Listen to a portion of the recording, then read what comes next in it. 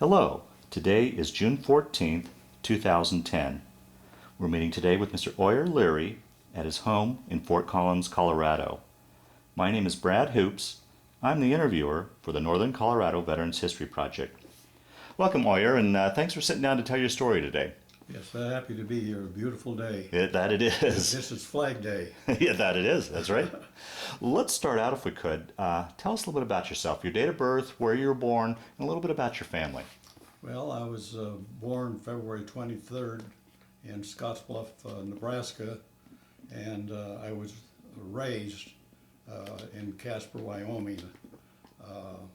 I was an adopted child, and my mother died when I was 11 years old, and my father had the responsibility alone to raise me. But we later moved from Casper, Wyoming to Denver, Colorado. And that's where I lived at the time I enlisted in the U.S. Navy. And from what years did you live in the Denver area? Did you go to finish your schooling up in Casper or down in Denver? No, I started high school in Casper and came down to Arvada, Colorado, and picked up high school on transferring in the Denver area. And in addition, were you an only child then, or did you have any other siblings? I had a older adopted sister. Okay, okay. But she was somewhat years older and had left the home at the time, so I was actually raised as an only child. Okay, okay, all right. So you finished your schooling and then immediately went into the service, or was there? Well, I was attending Arvada High School at the time I enlisted. At that time, you had to have a birth certificate, but I didn't have one, and it was adopted. So I had to, the rule was you had to have a parent sign for you. I enlisted actually when I was 16. Oh boy. But you had to wait until your 17th birthday before they called you up. So I actually had enlisted several months before and was called up on March 20th, 1944. And at that point, I went to boot camp at Farragut, Idaho. Now, when you enlisted, so you enlisted in the Navy? Yes. Now, out of all the branch services, coupled with the fact that you're in a landlocked state, how did you come to choose the Navy? Well, my brother-in-law was already in the Navy. He was a cook over in New Guinea. And I kind of admired and thought about his service looked pretty good to me. So I figured that was the best branch for me. Okay, okay. So you shipped off to Idaho to boot camp? For 6 weeks. Okay. And it was quite an event there. A highlight of that was there were 5 camps, and I was in Camp Ward. And I had done some boxing before going into the service, and I was a light heavyweight at 160 pounds, and I was the champ of the Camp Ward, and I competed against others in the surrounding camp, and I was at least undefeated at that point when we shipped out. Is that right? Wow. Well, how was that transition for you going from civilian life into military life? Well, it was very traumatic going from a high school student, Yeah, having it pretty easy, right? going into the tremendous, and you can imagine concentrating everything into 6 weeks, trying to make a seaman out of you in that short period of time. Now, when you left to go up to Idaho, did you go up with any buddies? Anybody, or No, were you by yourself? By myself. I left Denver Union Station by myself with about 20 some odd other recruits. Wow, wow. Any tinge of homesickness or anything like that? Oh yes, I had the usual homesickness, Yeah. and I wondered whether I'd made a mistake in enlisting. The only problem I had was my aged father in signing for me, that he had a lot of misgivings about letting me go. Oh wow, wow. So you went through your 6 weeks of training in Idaho, and then where did take your Then- story from there? Then I was selected for Signalman Quartermaster School in Farragut, and that lasted for 14 months. You went to school, signalman school there in Farragut, In or Farragut. Okay, At Farragut. and that was you were chosen for that. That's nothing you You had- volunteered for, or You tested out okay, to begin with, and they felt the best attributes fit my testing. okay, Okay. all right. So that's how I became a signalman, combination signalman quartermaster in the United States Navy. And on leaving Farragut, I was assigned to a signal tower down in Long Beach, where they controlled the traffic and signals in the Long Beach harbor. Okay. And I was there for 2 months when I was assigned to the USS Braxton. That was an attack APA transport.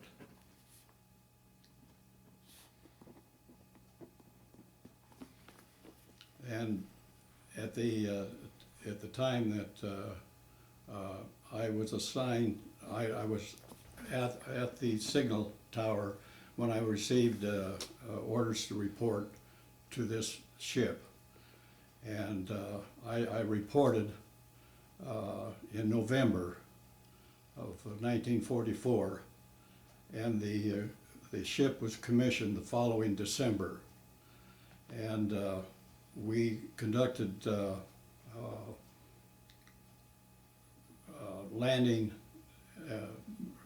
landing craft training in Long Beach, San Diego, and Oceanside.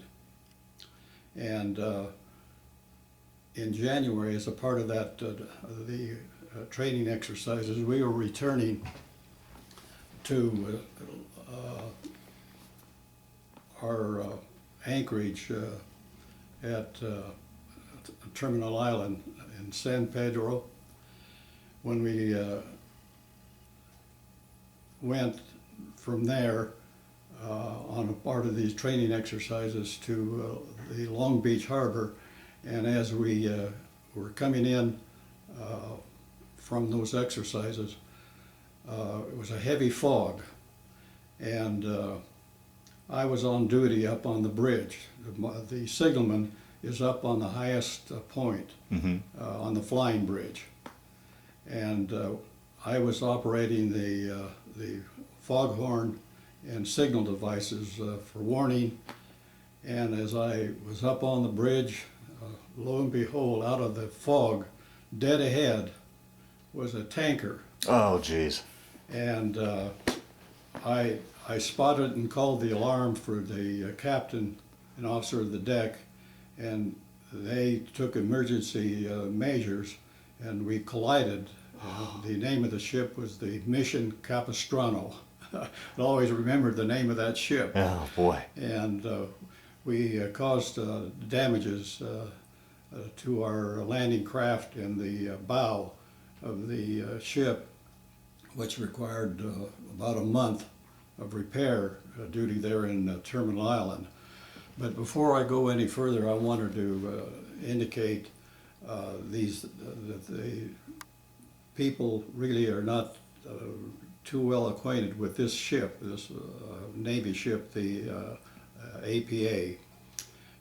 It was originally designed as a merchant ship by Kaiser Shipyards, and they converted that ship, which was primarily a freighter, into an attack transport, which means they provided space for 24 landing craft.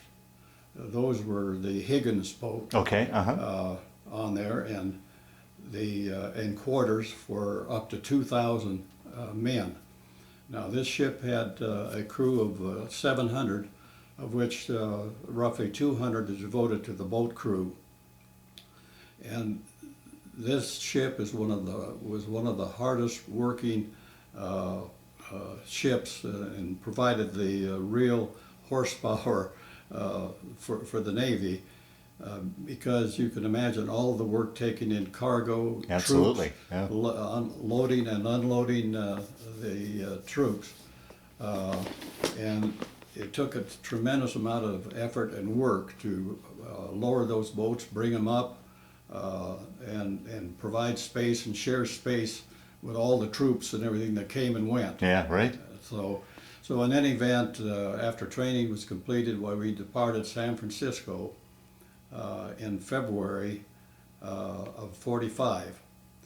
And from that point on, there was 13 months of continuous sea duty.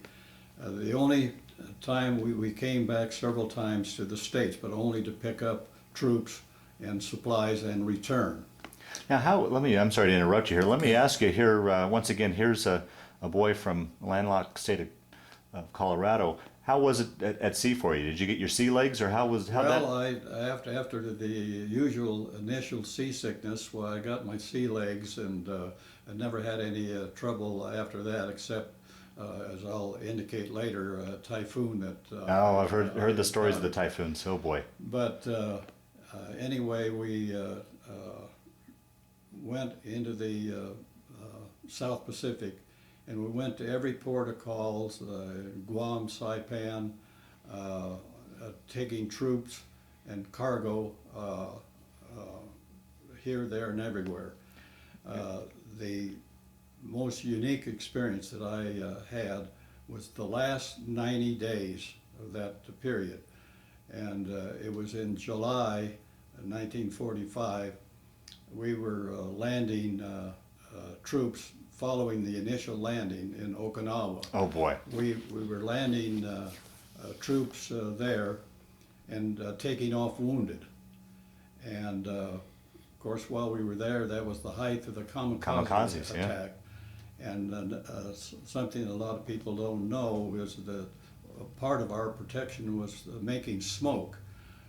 We put out our small boats plus generators on board ship, and we made smoke and obscured the harbor as much as possible to hide.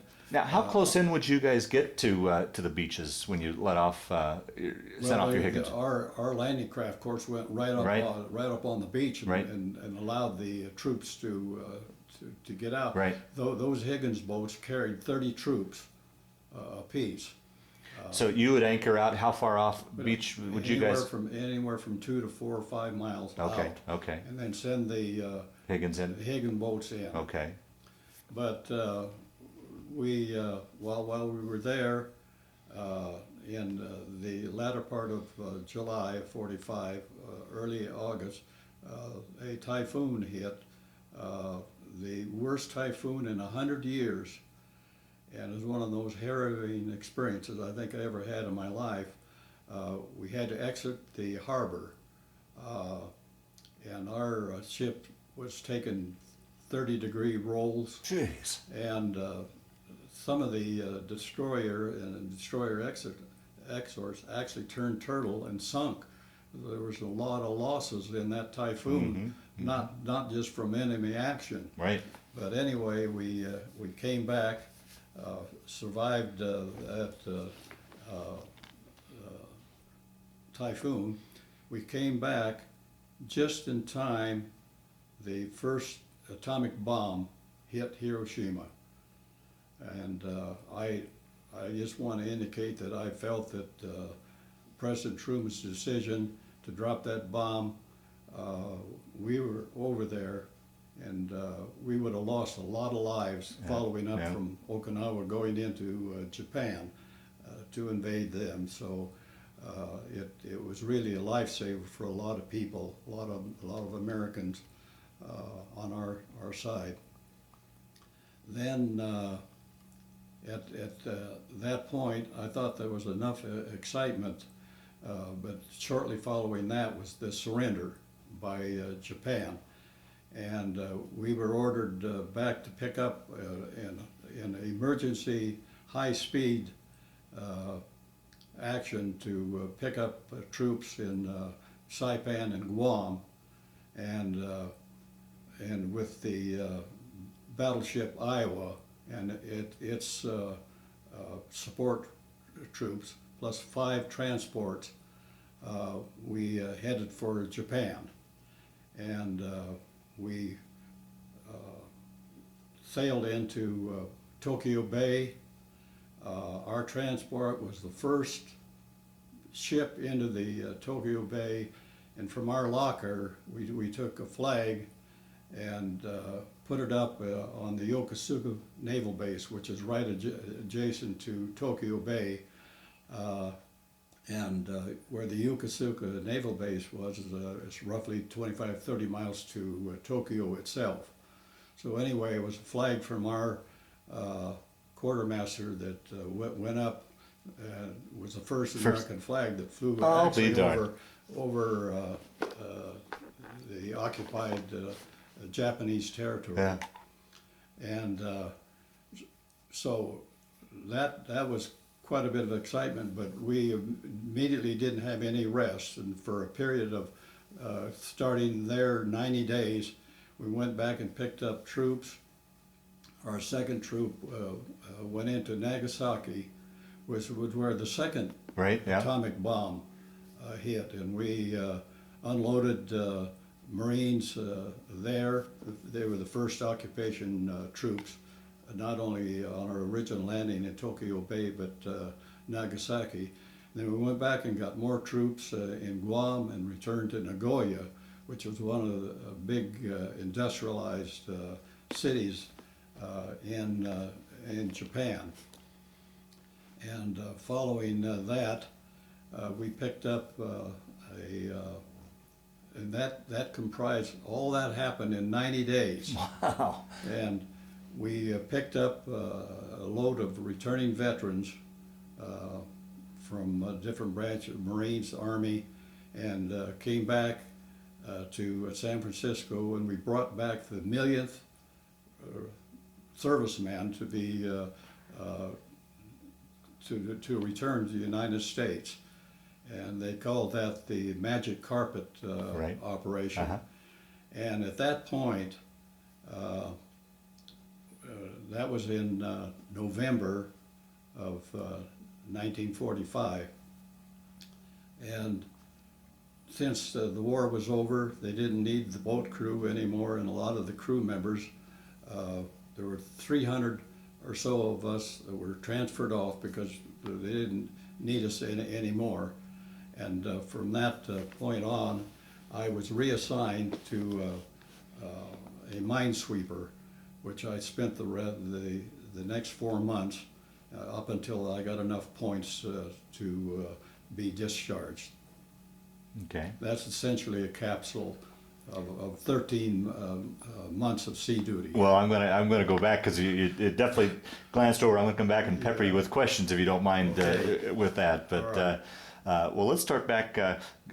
You left San Francisco Harbor. Talk a little bit about what life was like on the ship, as far as your accommodations, your food, what you guys did for entertainment, and such. Just general, I guess, general life. Well, basically it was like one big family. Yeah.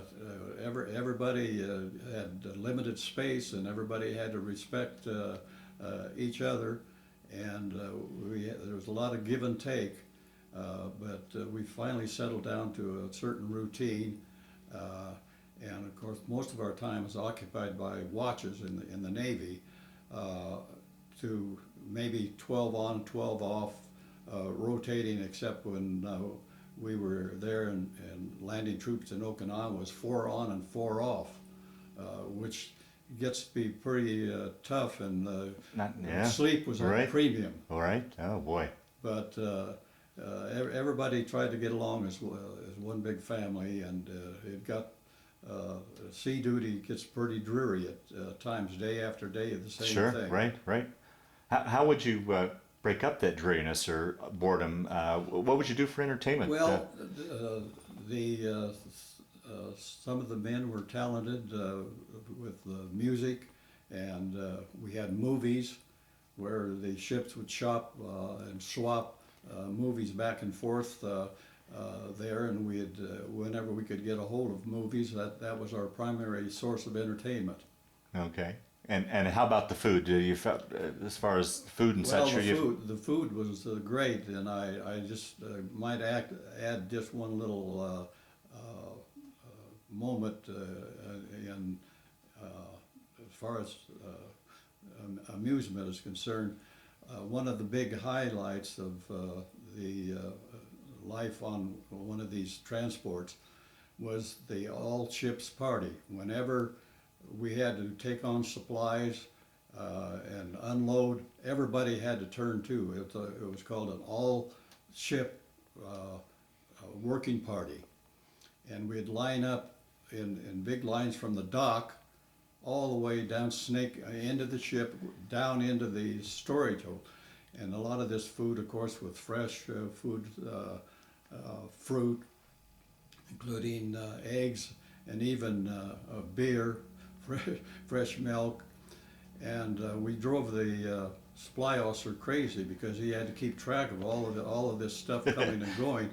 And for some reason, a lot of stuff disappeared en route on this chain, back and forth.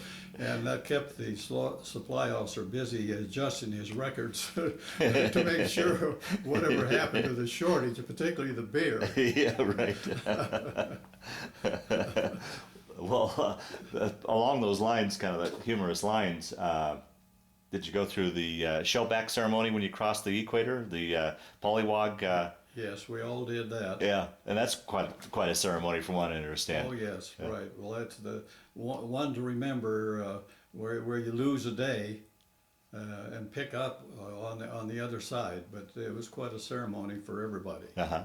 Okay. And you talked primarily about the Battle of Okinawa, the invasion of there. Did the ship partake in any other invasions prior to that, or? No, they were mostly the residual. We picked up wounded from Iwo Jima and the other campaigns in Guam and Saipan, and other Okay, yeah, troops right. in and out. But primarily it was Guam, Saipan, Iwo Jima, and Okinawa. Now, would you have much interaction with these troops at all when you picked them up or were letting them off? Yes, like I say, it was close quarters and trying to arrange meals and everything else, and you were always looking for somebody from your hometown or home state, and so there was quite a bit of camaraderie with the troops. Did you ever run into anybody you knew from back home? Every once in a while. Is that right? Yeah. I ran into, when we were there at Okinawa, we were bringing the wounded back, and there was one young fellow, he was only 18 years old, from Salt Lake. We didn't have an awful lot from the mountain states, but he had lost both legs. Oh, boy. And he was there, and I had quite a bit of acquaintance with him, go down to sick bay and visit him and things like that. But we tried to seek out and make friends as much as possible with the time that we had available. That must have been tough, seeing those Yeah. injured boys when Right. you're hauling them out. Oh, boy. Right. Wow. Well, in the various runs you would make, did you ever, in that 13-month period, how often were you able to get off the ship? Well, the only time we ever got off the ship was really to refuel and take on supplies and things. Other than that, the only leave that I got was when I was transferred off the ship in San Francisco, and that December I got a 30-day leave, and that's the only leave that I ever got in that 13 months. Wow. Wow. So it was continuous sea duty all the time. Wow. No short periods of R&R when you guys were in harbor, like in Guam or anything? Were you able to get off and go into there town? was a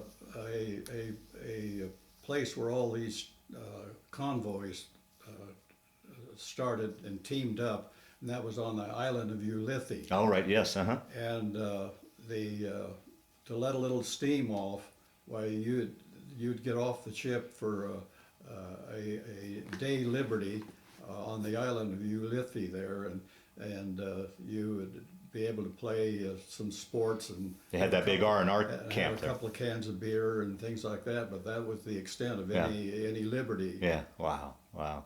That must have been quite a sight too to see these convoys, or when you were anchored off of Okinawa. The ships were everywhere, from what I can understand. Right, and that was one of the jobs that I had as a signalman. You've seen the flags waving from these yard arms on the ship. When you're in convoy, you signal with those flags, and that was one of my jobs as a signalman, was to run up those flags. And when the convoy was to turn certain degrees and stay in convoy and everything, to control that, to keep radio silence while all of these signaling was done by flags. And then in addition to that, we had the flag semaphore and light semaphore. That was my duty as a signalman, and all our duties were up on the flying bridge. That's up there in the highest open part. And these ships were not just troop transports. They were heavily armed. Right, yeah. There were 10 40 millimeter machine guns, plus 10 20 millimeter machine guns, and a 5-inch gun, and they opened up for anti-aircraft protection. So it wasn't just merely a ship. Right, right. They were armed. Right, absolutely. Yeah. Now, were you? Did you have the same responsibilities when you were in general quarters as well? Yes, everybody had his designated place. Mine was up on the flying bridge with one of the 20 millimeter machine guns. Boy, I would think you had to be in one of the most vulnerable positions. Right out in the wherever you were. Boy, Right. yeah. Yeah. Particularly when you were off the coast there of Okinawa with the kamikazes. Yeah. Did you guys ever come close to being near any of the in danger of being hit by one at all, or? They hit one ship not too far from us before we were able to make too much smoke to obscure the harbor. But we were in Buckner Bay. That was the harbor there, and the reason why we didn't have the crux of the danger there was there were picket ships Okay. out 50 miles and 100 miles out. The cruisers, the battleships, they were out there, and they were the first attack. When they came over from Japan, they attacked those ships, and then later they came into the inner harbor. So what we call the picket ships, those are the ones that got hit the worst. Okay, okay. But they came over every night, the kamikazes. So it was just a hit and miss situation. Wow, wow. Boy, I imagine too, in addition to your position, that you had pretty much a front row seat to everything. Were you close enough where you could see what was going on the island and such? And Oh yeah, yeah. I mean there was constant action going on all the time. But when I was transferred off, I got a 30-day liberty and was assigned to this minesweeper. And other than the fact that with the war being over, there wasn't many mines to be sweeping there, and so there wasn't much duty except the final trip was we took this minesweeper through the Panama Canal. oh wow, And up through the Gulf of Mexico, and it so happened, as I've traced the path, where this oil spill is right now, we went right over the top of where that is now and up the Mississippi River to New Orleans. And that's where I got off the ship. I had enough points. I was put on a train, sent to Shoemaker, California, where I was separated from the U.S. Navy. And I came back. I got a ticket back to my hometown, Denver, Colorado, but the train passed through Casper, which was my former hometown. And I got off in Casper, and met my old friends and everything. I'll be darned. There, and then later went on down to Denver and was reunited with my father. Well, now, when you had that 30-day leave between the two ships, were you able to, was that enough time to get back to Denver, or did you? I went back to Denver Okay, on okay, that 30-day yeah, leave. yeah. Now, and then you got on the Minesweeper, did that go back over to the South Pacific, or No, you just stayed here? in the United States. What was it like going through the canal? That must have been quite an experience. Oh yeah, there's 4 different locks that you have to go through, and that's quite an experience in itself. Yeah, I'll bet. And another experience, of course, is going through the Gulf and then up through the Mississippi River up to New Orleans. Wow, wow.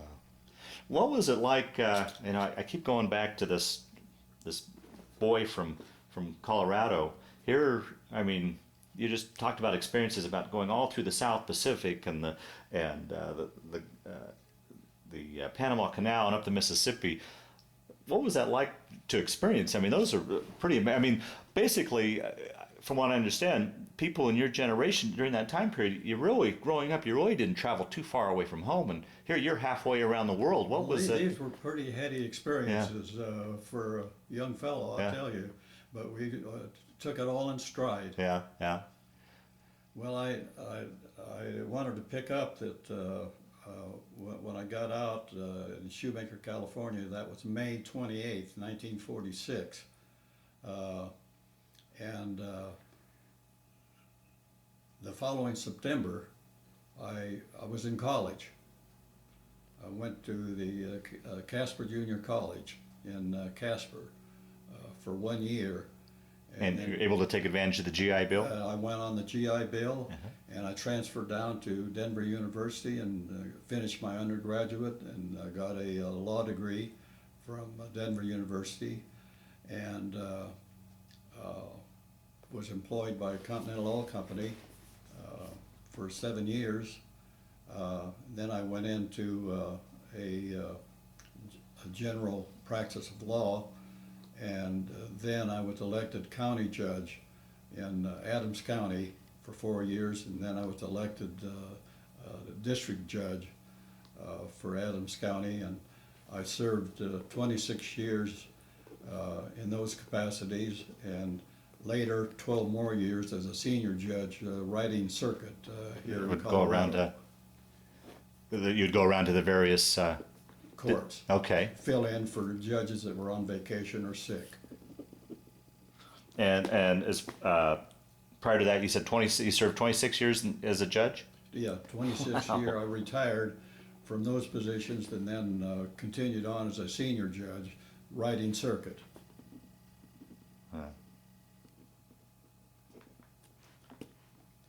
But obviously I wouldn't have been able to go on to law school except for the GI Bill, and really my service experience completely changed my life. I sometimes wonder what would have happened if I hadn't gone in, but I think that everything that has happened to me has been for the best for my military experience. Is that right? Yeah, yeah. Talk a little bit about your family as well. Wife, children, grandchildren, great-grandchildren? Well, I have my wife, Lori, and we moved up here to the Fort Collins area approximately 10 years ago, and I have a daughter and two sons. I had one son that was killed in an automobile accident. Oh boy! Not too long ago, and so up here in Fort Collins, I have a son and his wife, and then two grandchildren, 7 and 5. Okay. Well, I'm trying to think. Is there anything, as we've been talking here, that I haven't asked you that you'd like to talk about in your story? Feel free to check out your notes if there's anything that we hadn't. One thing I always forgot to ask you, during that time at sea, how was it as far as communication back home? You know, with you guys all over the place, how was mail back and forth and Well, communication? Well, that was another thing other I mentioned about swapping movies and everything. Of Mm-hmm. course, we would write our letters and everything, and we would have to find a ship that was going in the right direction and transfer our mail, and whenever that mail was transferred to another ship and eventually picked up somewhere down the line to get our mail delivered back home, which Wow. sometimes took quite a while. Uh, wow. But our main contact, of course, was our mail. Yeah, right. That was a godsend. I'll bet it was. How was it as far as just general news from back home? Were you getting that, or how or news on how the war was progressing, and just, I mean, you were kind of in an isolated situation. Were you getting fed information to? Well, a certain amount of information came via radio, uh, depending on the areas that we were, that we didn't have to violate radio silence and tip off the enemy in any way. But other than that, we were able to keep up with the events. The the ship that I was on had its own newspaper, Oh, okay. and it was called the Braxton Sea Breeze. And in here we had news, not only what was happening on the ship, but world events as we got the information. Oh, okay. Okay. Speaking along those lines, when you're talking about the radio, did you guys ever pick up radio broadcasts from Tokyo Rose? Oh, yes. Yeah. Right. Yeah. Yeah, we were, like I say, we were able to pick up communication to keep abreast of what's going on in the world. Yeah. I mean, we weren't completely isolated. So you would pick up news such as the death of Franklin Roosevelt, and Right. That must have been a hard blow. Yes. Yeah. Yeah, so that was one of the memorable events. And our crew and everything kept busy on this little newspaper deal. There was one of the mail you were talking about, The V mail? that we had. And we had our own printing press and everything else, so that we were able to pretty well keep in contact. 38. Now, do you remember where you were when you heard about VJ Day and the surrender? Were you guys out to sea then? When? I don't recall the precise dates, Yeah. except that we got communiques with each of those. Okay. Imagine there had to be some sort of a celebration at all, or? Oh, yes. Yeah. Yeah. Right. Yeah. And what was it like with the when you were taking occupation forces into Japan? Were you able to get off there at all and go inland at all to see much of Japan? Were you able to get off the ship? No. No. It was just a matter of, we were in a hurry, had to get the troops on, troops off. Wow. And you're back out again. Like I say, I give every credit to these crew members that worked. I'm telling you, talking about workhorses of the fleet. Yeah. The amphibious force got very little recognition, and like I say, they were some of the toughest people that I've ever known. Is that right? lifetime. Is that right? Yeah. Yeah. Well, when you were in port at Nagasaki, were you able to see any of the damage from the ship? Oh, yes. Okay. All right. It wasn't complete destruction, but it was essentially pretty much wiped out everything there, except some of the shipyards. Other than that, it was pretty well flattened. And so probably that, from what I can take from talking to you, the hairiest experience you went through was that typhoon. Is that when you felt probably the most in danger? Yes, in your I felt the most vulnerable. Yeah.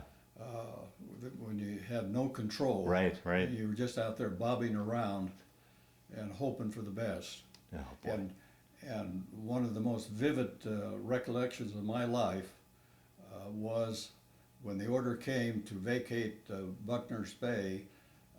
My duty station was up on the flying bridge. Oh boy. And I had to tie myself to the 20 millimeter gun mount and we were taking such tremendous rolls and everything that Oh, I boy. could have been swept off. Oh, man. How long did that go for? 3 days. 3 days. How do you think you made it? I mean, that had to be physically just taxing, Yes. physically and mentally Yes, taxing. right. It was probably the most harrowing experience I ever had in my life. Wow, wow. You know, we were in danger there in Okinawa, but it was nothing compared to that. Yeah, I'll be darned. Wow. Through the years, have you ever had the opportunity to travel back to any of the places that you were stationed or had stopped off during the war? Well, other than I've since years later gone back to Farragut, Idaho, and where our camps were, and various places out where we had amphibious training in Oceanside and San Diego, and I've visited those areas. But as far as overseas in Okinawa or Japan, of course, I have never gotten back. Yeah. How about through the years, have you kept in touch with anybody's on the ship or had any sort of reunions or Well, anything like that? That's one of the bad things about getting older. They say that approximately 2,000 veterans that are dying every day, and the last figures I saw of the 12 million veterans, they're down to about 2 million Right. now. But in any event, to answer that question, I was in contact with about half a dozen shipmates, and over the years they deceased, and or was unable to contact them, and so I've lost contact with anyone. Yeah. And other than a reunion, the Braxton,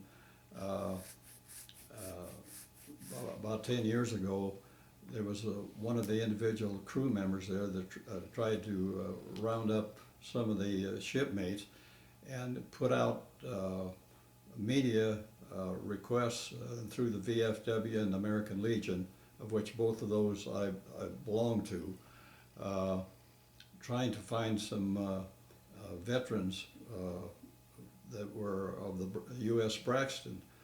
And they finally turned up about a dozen. And they had the first reunion in Reno, Nevada, and the second one in Denver. And I helped organize the one in Denver, and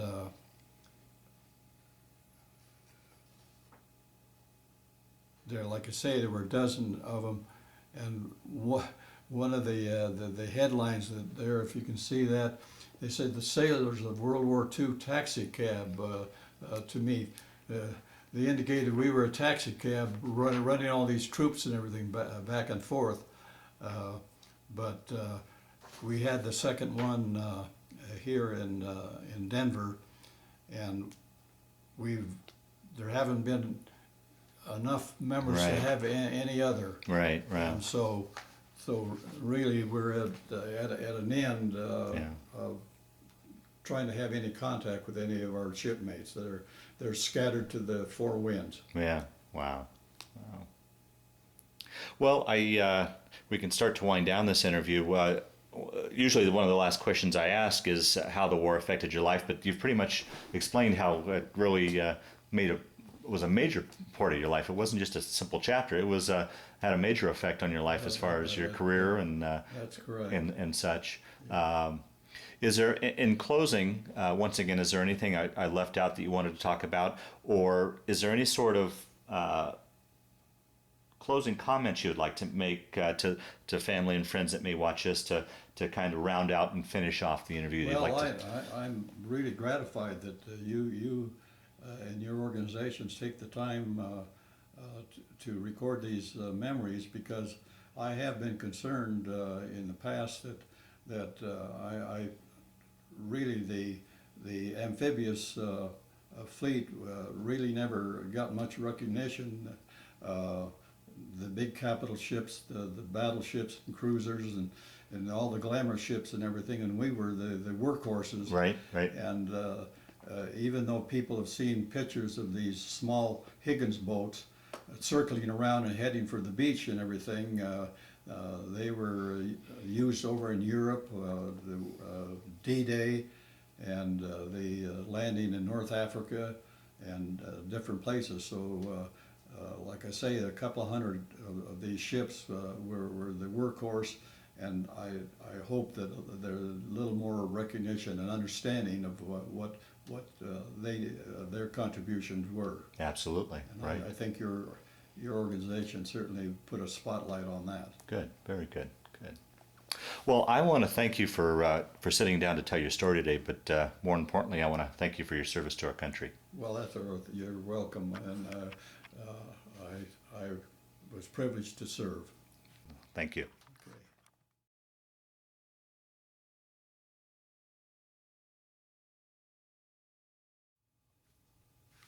All right, this is a picture of myself and a shipmate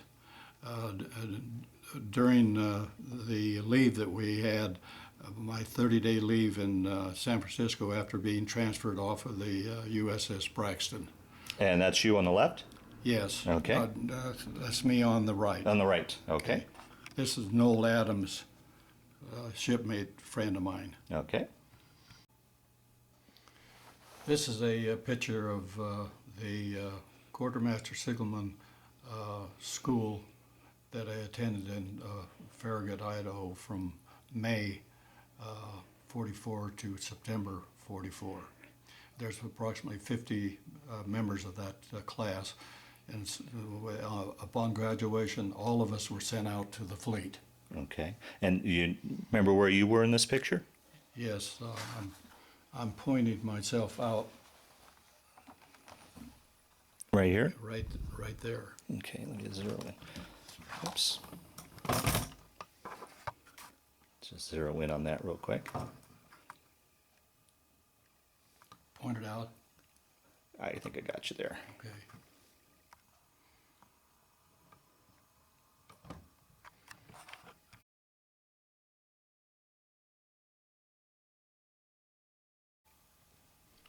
This is the USS Braxton. This is an APA 138, and it shows on deck there's some of the 24 Higgins boats. We call them LVPC boats, and some of the armaments, the 40 millimeter the anti-aircraft batteries and the 20 millimeter batteries, and the 5-inch gun on the fantail. Like I say, there were some 200 of these ships throughout the Navy, and I was privileged to serve on this, and I felt that that was my home for approximately 13 months. Wow, amazing. And you would were generally stationed Yes. up in this area? And my duty station was right up here on what they call the flying bridge, right up on the stack, right out in the open, where we had to keep constant lookout. Wow.